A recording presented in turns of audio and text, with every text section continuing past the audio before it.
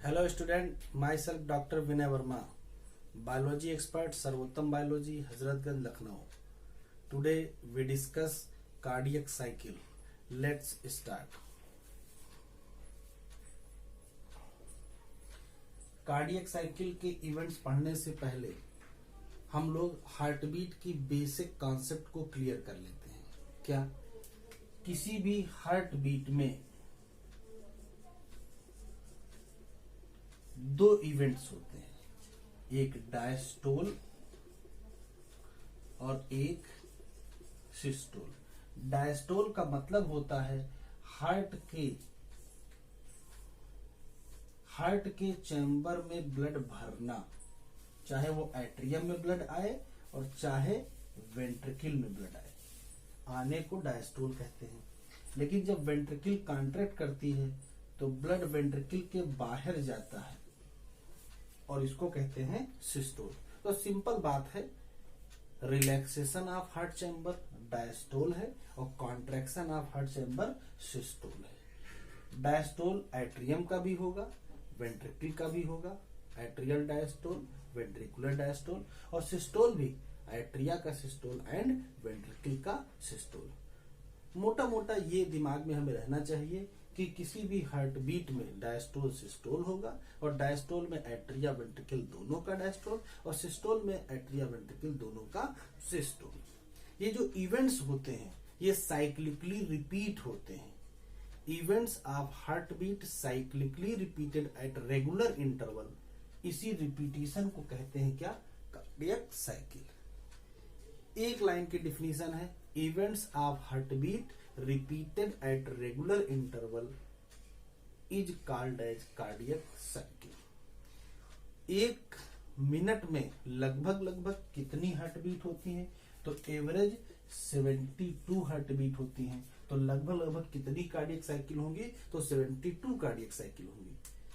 अगर 72 cardiac cycle एक minute में कंप्लीट होती हैं तो फिर एक कार्डियक साइकिल कितनी देर में कंप्लीट होगी? तो एक कार्डियक साइकिल का टाइम लगभग 0.8 सेकेंड आता है। याद रखेंगे, each cardiac cycle completed in about 0.8 second. अब हम अच्छे से कार्डियक साइकिल को समझेंगे। एक कार्डियक साइकिल जो 0.8 सेकेंड में कंप्लीट होती है उसमें 3 इवेंट्स होते हैं। कौन से? ज्वाइंट डायस्टोल जो कि 0.4 सेकेंड का होता है, एट्रियल सिस्टोल 0.1 सेकेंड का होता है और वेंट्रिकुलर सिस्टोल 0.3 सेकेंड का होता है। तो टोटल टाइम जोड़ देंगे, 0.4 सेकेंड, 0.1, 0.5 सेकेंड, 0.3, 0.8 सेकेंड। मान लेते हैं कि वेंट्रिकुलर सिस्टोल चल रहा है, तो वेंट्रिकुलर सिस्टोल क्या होता है? वेंट्रिकल का कॉन्ट्रैक्शन होता है। तो जब वेंट्रिकल का कॉन्ट्रैक्शन होगा तो उस वक्त सेमी ल्यूनर वाल्व ओपन होंगे और कस्पिड वाल्व क्लोज्ड होंगे, और वेंट्रिकल का ब्लड, राइट वेंट्रिकल का ब्लड पल्मोनरी आर्टरी में, लेफ्ट वेंट्रिकल का ब्लड एओर्टा में जा रहा होगा। जब वेंट्रिकल सिस्टोल हो रहा होता है उस दौरान वेंट्रिकल का ब्लड तो आर्टरी और एओर्टा में जा रहा होता है, लेकिन उस दौरान एट्रियम का क्या होता है? तो एट्रियम में ब्लड आ रहा होता है। कहां से? इसमें आएगा वेना केवा से, इसमें आएगा पल्मोनरी वेन से। तो एक बात याद रखनी है, ड्यूरिंग वेंट्रिकुलर सिस्टोल एट्रिया किसमें होता है? डायस्टोल में। जैसे ही वेंट्रिकुलर डायस्टोल स्टार्ट होगा वेंट्रिकल के चैम्बर रिलैक्स होंगे, वैसे ही वेंट्रिकल का प्रेशर कम होने लगेगा। लेकिन एट्रियम में तो ब्लड भरा हुआ है, अभी मैंने बताया था वेंट्रिकुलर सिस्टोल के दौरान यहाँ ब्लड आता है। एट्रियम में ब्लड है, वेंट्रिकल के चैम्बर खाली है, यहाँ प्रेशर ज्यादा होगा, यहाँ प्रेशर कम हो जाएगा। इस high pressure of atrium blood के नाते कस्पिड वाल्व ओपन हो जाएंगे। जैसे ही कस्पिड वाल्व ओपन होंगे एट्रियम का ब्लड वेंट्रिकल में आ जाएगा, तो एट्रियम खाली होने लगेगा, तो वेना केवा का ब्लड एट्रियम में आ जाएगा।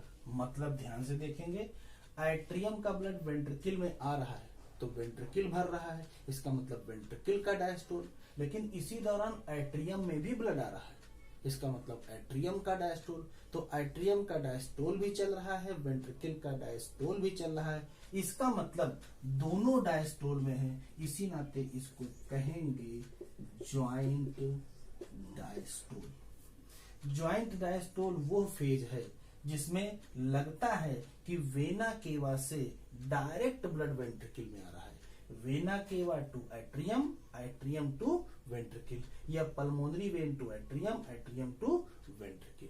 कितनी देर के लिए? 0.4 सेकेंड के लिए। ज्वाइंट डायस्टोल के दौरान कौन से चैम्बर रिलैक्स होंगे? तो देखें, एट्रियम में ब्लड आ रहा है, इसका मतलब दोनों एट्रियम रिलैक्स होंगे। वेंट्रिकल में ब्लड आ रहा है, इसका मतलब दोनों वेंट्रिकल रिलैक्स होंगे। इसका मतलब all 4 chamber of heart in relax state. Joint diastole के दौरान कौन सा वाल्व खुला होगा और कौन सा वाल्व बंद होगा? तो सामने दिख रहा है, कस्पिड वाल्व ओपन होंगे और सेमी ल्यूनर वाल्व क्या होंगे? क्लोज्ड होंगे। ज्वाइंट डायस्टोल कंप्लीट होने के बाद एसे नोड इंपल्स जनरेट करेगा। उस एसे नोड के इंपल्स के नाते दोनों एट्रिया कॉन्ट्रैक्ट कर जाएंगे। एट्रिया का कॉन्ट्रैक्शन का मतलब एट्रिया का सिस्टोल। तो अगली स्टेज कौन सी आ गई?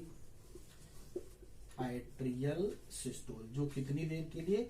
0.1 सेकेंड के लिए। एट्रियल सिस्टोल के नाते यहां से यहां आने वाले ब्लड में इंक्रीजमेंट होगा, लगभग 30% blood flow increase in ventricle by किसके द्वारा? Atrial systole. एट्रियल सिस्टोल के कंप्लीट होने तक वेंट्रिकल ऑलमोस्ट फिल हो चुका होगा। एट्रियल सिस्टोल कंप्लीट होने के बाद एवी नोड इंपल्स जनरेट करेगा और एवी नोड की impulse bundle of his परकिंजे fibre होके इंटायर वेंट्रिकल में फैल जाएगी। जैसे ही इंपल्स वेंट्रिकल में स्प्रेड करेगी, वेंट्रिकल कॉन्ट्रैक्ट करना शुरू करेगा। वेंट्रिकल का कॉन्ट्रैक्शन मतलब वेंट्रिकल का सिस्टोल। तो अगली स्टेज कौन सी आ गई?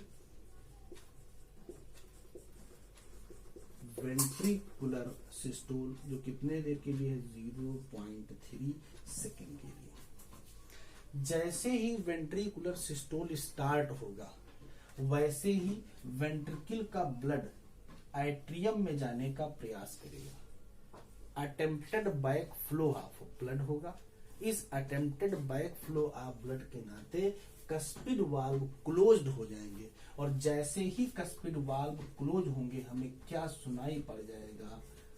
First heart sound. इस बात को फिर से सुन लेंगे। जैसे ही वेंट्रिकुलर सिस्टोल बिगिन होगा, वैसे ही वेंट्रिकुलर प्रेशर इंक्रीज करेगा, जिससे ब्लड वापस एट्रियम में जाने का प्रयास करेगा। वेंट्रिकल का ब्लड एट्रियम में ना जाए, क्या बंद हो जाएंगे? कस्पिड वाल्व क्लोज हो जाएंगे और कस्पिड वाल्व के बंद होने से हमें क्या सुनाई पड़ जाएगा? फर्स्ट हार्ट साउंड, जिसको कहते हैं love sound. Ventricular systole continue रहेगा, वेंट्रिकुलर प्रेशर बढ़ता जाएगा और ज्यादा वेंट्रिकुलर प्रेशर बढ़ेगा तो वेंट्रिकुलर प्रेशर बढ़ने के नाते सेमी ल्यूनर वाल्व ओपन हो जाएंगे और जैसे ही सेमी ल्यूनर वाल्व ओपन होंगे, वेंट्रिकल का ब्लड रेस्पेक्टेड पल्मोनरी आर्टरी या एओर्टा में पंप हो जाएगा। वेंट्रिकुलर सिस्टोल कंप्लीट हो जाएगा, ब्लड पल्मोनरी आर्टरी और एओर्टा में पंप हो चुका है। जैसे ही वेंट्रिकुलर डायस्टोल स्टार्ट होगा, वेंट्रिकल के चैम्बर रिलैक्स होंगे, पल्मोनरी आर्टरी और एओर्टा का ब्लड वापस वेंट्रिकल में आने का प्रयास करेगा, ना आने पाए सेमी ल्यूनर वाल्व क्लोज हो जाएंगे और जैसे ही सेमी ल्यूनर क्लोज होंगे, हमें सुनाई पड़ जाएगा सेकेंड हार्ट साउंड, जिसको कहते हैं डब साउंड। एक बात बिल्कुल क्लियर हो जानी चाहिए, फर्स्ट हार्ट साउंड किसके क्लोजर से आया? कस्पिड के क्लोजर से आया और सेकेंड हार्ट साउंड किसके क्लोजर से आया? सेमी ल्यूनर के क्लोजर से आया। वेंट्रिकुलर डायस्टोल और ज्यादा होगा, वेंट्रिकल का प्रेशर और कम होगा, एट्रियम में ब्लड भरा हुआ है, उसका प्रेशर ज्यादा हो जाएगा, उसके नाते कस्पिड वाल्व खुल जाएंगे, और जैसे ही कस्पिड वाल्व खुलेंगे यहाँ का ब्लड यहाँ आने लगेगा, वेना केवा का ब्लड एट्रियम में आने लगेगा, मतलब फिर से क्या स्टार्ट हो जाएगा, ज्वाइंट डायस्टोल। तो साइकिल ऐसे ही रिपीट होती रहेगी। एक आखिरी question, cardiac cycle begins with, cardiac cycle की शुरुआत किससे होती है? Option joint diastole, atrial systole, ventricular systole. तो आंसर मिलेगा एट्रियल सिस्टोल। क्यों? कार्डियक साइकिल स्टार्ट करने की पावर एसे नोड के पास होती है, और एसे नोड ने क्या कराया है? आंसर देंगे एट्रियल सिस्टोल। तो cardiac cycle begins with the, answer क्या मिलेगा? Atrial systole. हम इसी लेक्चर के साथ हार्ट साउंड को भी रिकैप कर लेते हैं। क्या? दो हार्ट साउंड हमें सुनने को मिलते हैं। फर्स्ट हार्ट साउंड जिसको लब साउंड कहते हैं, किसके क्लोजर से आता है? कस्पिड वाल्व के क्लोजर से आता है, और किस दौरान आता है? वेंट्रिकुलर सिस्टोल के दौरान आता है। इसी नाते इसको कहते हैं systolic sound. Second heart sound को क्या कहते हैं? डब साउंड कहते हैं। कब आता है? सेमी ल्यूनर वाल्व के क्लोज होने से आता है, और ये कब होता है? तो आंसर देंगे वेंट्रिकुलर डायस्टोल। इसी नाते सेकेंड हार्ट साउंड को कहते हैं डायस्टोलिक साउंड। हम उम्मीद करते हैं आज के वीडियो ट्यूटोरियल से आपको काफी हेल्प मिलेगी।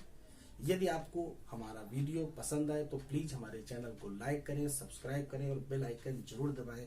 बाय बाय बच्चों।